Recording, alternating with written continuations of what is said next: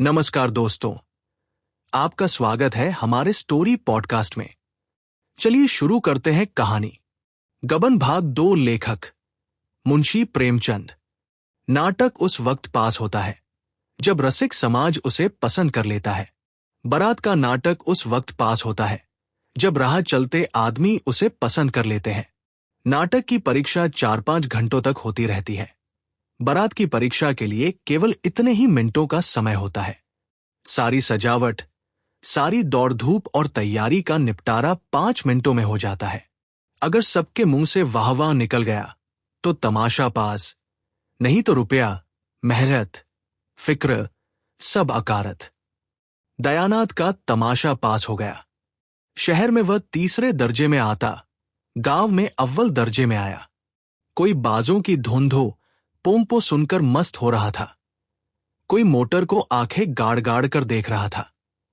कुछ लोग फुलवारियों के तख्त देखकर लोट लोट जाते थे। आतिशबाजी ही मनोरंजन का केंद्र थी। हवाइयां जब कड़ाके से ऊपर जाती और आकाश में लाल, हरे, नीले, पीले कुमकुमे से बिखर जाते, जब चरखियां छूटती और उनमें नाचते हुए मोर निकल आते, तो लोग मंत्रमुग्ध से हो जाते थे। वाह, क्या कारीगरी है! जालपा के लिए इन चीजों में लेश मात्र भी आकर्षण न था। हां, वो वर को एक आंख देखना चाहती थी, वो भी सबसे छिपाकर, पर उस भीड़ भाड़ में ऐसा अवसर कहाँ। द्वारचार के समय उसकी सखियां उसे छत पर खींच ले गई और उसने रमानाथ को देखा। उसका सारा विराग, सारी उदासीनता, सारी मनोव्यथा मानो छूमंतर हो गई थी।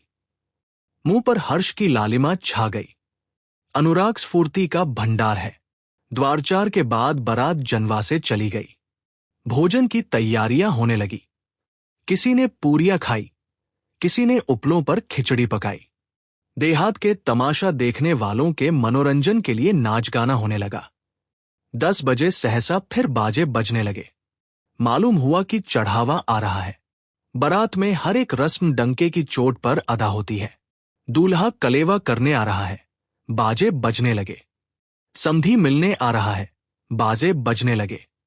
चढ़ावा ज्यों ही पहुंचा, घर में हलचल मच गई। स्त्री पुरुष, बूढ़े जवान सब चढ़ावा देखने के लिए उत्सुक हो उठे। ज्यों ही किश्तियां मंडप में पहुंची, लोग सब काम छोड़कर देखने दौड़े।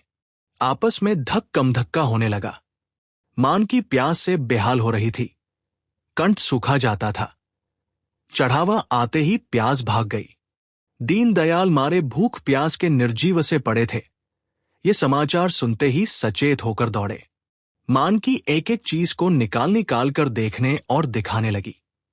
वहां सभी इस कला के विशेषज्ञ थे। मर्दों ने गहने बनवाए थे, औरतों ने पहने थे। सभी आलोचना करने लगे। चूहैदंती कितनी सुंदर है, कोई 10 तोले की होगी। वाह, 11.5 तोले से रत्ती भर भी कम निकल जाए तो कुछ हार जाऊं। ये सरधना तो देखो, क्या हाथ की सफाई है। जी चाहता है कारीगर के हाथ चूम ले। ये भी 12 तोले से कम न होगा। वाह, कभी देखा भी है 16 तोले से कम निकल जाए तो मुंह न दिखाऊं। हां, माल उतना चोखा नहीं है। ये कंगन तो देखो, बिल्कुल पक्की जड़ाई है। कितना बारीक काम है कि आंख नहीं ठहरती। कैसा दमक रहा है। सच्चे नगीने हैं, झूठे नगीनों में ये आप कहां। चीज तो ये गुलूबंद है। कितने खूबसूरत फूल हैं और उनके बीच के हीरे कैसे चमक रहे हैं। किसी बंगाली सुनार ने बनाया होगा। क्या बंगालियों ने कारीगरी का ठेका ले लिया है? हमारे देश में एक से एक कारीगर पड़े हुए हैं। बंगाली सुनार बेचारे उनकी क्या बराबरी करेंगे। इसी तरह एक एक चीज की आलोचना होती रही। सहसा किसी ने कहा, चंद्रहार नहीं है क्या? मानकी ने रोनी सूरत बनाकर कहा, नहीं, चंद्रहार नहीं आया। एक महिला बोली, अरे, चंद्रहार नहीं आया? दीनदयाल ने गंभीर भाव से कहा, और सभी चीजें तो है, एक चंद्रहार ही तो नहीं है। उसी महिला ने मुंह बनाकर कहा, चंद्रहार की बात ही और है। मानकी ने चढ़ावे को सामने से हटाकर कहा, बेचारी के भाग में चंद्रहार लिखा ही नहीं है। इस गोलाकार जमघट के पीछे अंधेरे में आशा और आकांक्षा की मूर्ति सी जालपा भी खड़ी थी। और सब गहनों के नाम कान में आते थे, चंद्रहार का नाम न आता था। उसकी छाती धक धक कर रही थी। चंद्रहार नहीं है क्या? शायद सबके नीचे हो। इस तरह वो मन को समझाती रही। जब मालूम हो गया चंद्रहार नहीं है, तो उसके कलेजे पर चोट सी लग गई। मालूम हुआ देह में रक्त की बूंद भी नहीं है, मानो उसे मूर्छा आ जाएगी। वो उन्माद सी दशा में अपने कमरे में आई और फूट फूट कर रोने लगी। वो लालसा जो आज 7 वर्ष हुए उसके हृदय में अंकुरित हुई थी, जो इस समय पुष्प और पल्लव से लदी खड़ी थी, उस पर वज्रपात हो गया। वो हरा भरा लहलहाता हुआ पौधा जल गया, केवल उसकी राख रह गई। आज ही के दिन पर तो उसकी समस्त आशाएं अवलंबित थी। दुर्देव ने आज वह अवलंब भी छीन लिया। उस निराशा के आवेश में उसका ऐसा जी चाहने लगा कि अपना मुंह नोच डाले। उसका वश चलता तो वह चढ़ावे को उठाकर आग में फेंक देती। कमरे में एक आले पर शिव की मूर्ति रखी हुई थी। उसने उसे उठाकर ऐसा पटका कि उसकी आशाओं की भांति वह भी चूर चूर हो गई। उसने निश्चय किया, मैं कोई आभूषण न पहनूंगी। आभूषण पहनने से होता ही क्या है?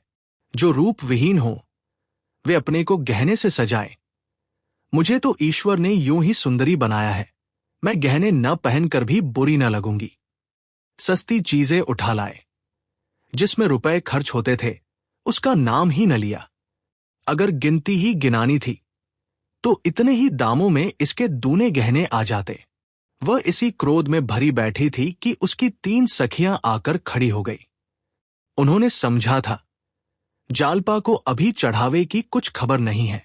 जालपा ने उन्हें देखते ही आंखें पोंछ डाली और मुस्कुराने लगी। राधा मुस्कुराकर बोली, जालपा, मालूम होता है तूने बड़ी तपस्या की थी। ऐसा चढ़ावा मैंने आज तक नहीं देखा था। अब तो तेरी सब साध पूरी हो गई। जालपा ने अपनी लंबी लंबी पलकें उठाकर उसकी ओर ऐसी दीनंजर से देखा, मानो जीवन में अब उसके लिए कोई आशा नहीं है। बहन, सब साध पूरी हो गई। इन शब्दों में कितनी अपार मर्मांतक वेदना भरी हुई थी, इसका अनुमान तीनों युवतियों में कोई भी न कर सकी। तीनों कौतूहल से उसकी ओर ताकने लगी, मानो उसका आशय उनकी समझ में न आया हो। बासंती ने कहा, जी चाहता है कारीगर के हाथ चूम लूं। शहजादी बोली, चढ़ावा ऐसा ही होना चाहिए कि देखने वाले भड़क उठें। बासंती, तुम्हारी सास बड़ी चतुर जान पड़ती है, कोई चीज नहीं छोड़ी। जालपा ने मुंह फेर कर कहा, ऐसा ही होगा। राधा, और तो सब कुछ है, केवल चंद्रहार नहीं है। शहजादी, एक चंद्रहार के न होने से क्या होता है बहन, उसकी जगह गुलूबंद तो है। जालपा ने वक्रोक्ति के भाव से कहा, देह में एक आंख के न होने से क्या होता है, और सब अंग होते ही हैं। आंख हुई तो क्या, न हुई तो क्या। बालकों के मुंह से गंभीर बातें सुनकर जैसे हमें हंसी आ जाती है, उसी तरह जालपा के मुंह से ये लालसा से भरी हुई बातें सुनकर राधा और बासंती अपनी हंसी न रोक सकी। हां, शहजादी को हंसी न आई। यह आभूषण लालसा उसके लिए हंसने की बात नहीं, रोने की बात थी। कृत्रिम सहानुभूति दिखाती हुई बोली, सब न जाने कहां के जंगली हैं कि और सब चीजें तो लाए, चंद्रहार न लाए, जो सब गहनों का राजा है। लाला अभी आते हैं तो पूछती हूं कि तुमने ये कहां की रीति निकाली है।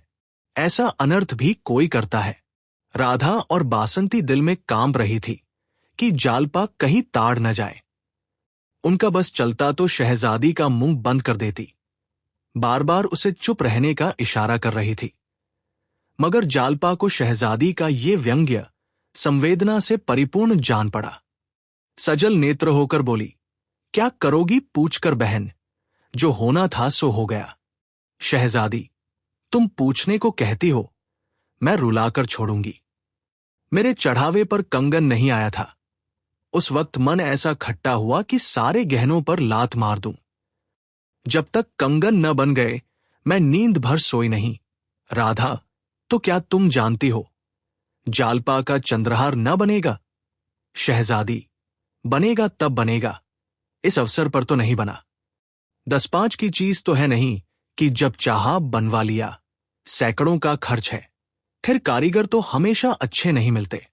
जालपा का भग्न हृदय शहजादी की इन बातों से मानो जी उठा। वो रुंधे कंठ से बोली, यही तो मैं भी सोचती हूं बहन, जब आज न मिला तो फिर क्या मिलेगा।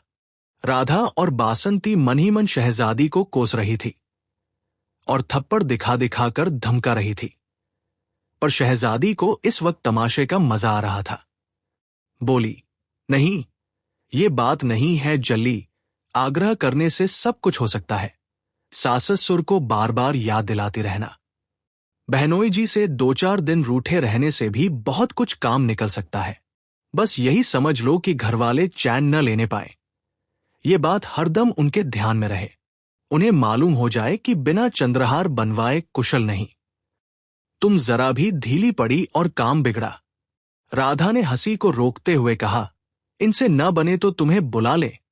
क्यों, अब उठोगी कि सारी रात उपदेश ही करती रहोगी। शहजादी, चलती हूं। ऐसी क्या भागड़ पड़ी है। हां, खूब याद आई। क्यों जल्ली, तेरी अम्मांजी के पास बड़ा अच्छा चंद्रहार है, तुझे न देंगी। जालपा ने एक लंबी सांस लेकर कहा, क्या कहूं बहन, मुझे तो आशा नहीं है। शहजादी, एक बार कहकर देखो तो, अब उनके कौन पहनने ओढ़ने के दिन बैठे हैं। जालपा, मुझसे तो न कहा जाएगा। शहजादी, मैं कह दूंगी। जालपा, नहीं नहीं, तुम्हारे हाथ जोड़ती हूं। मैं जरा उनके मातृ स्नेह की परीक्षा लेना चाहती हूं। बासंती ने शहजादी का हाथ पकड़कर कहा, अब उठेगी भी कि यहां सारी रात उपदेश ही देती रहेगी।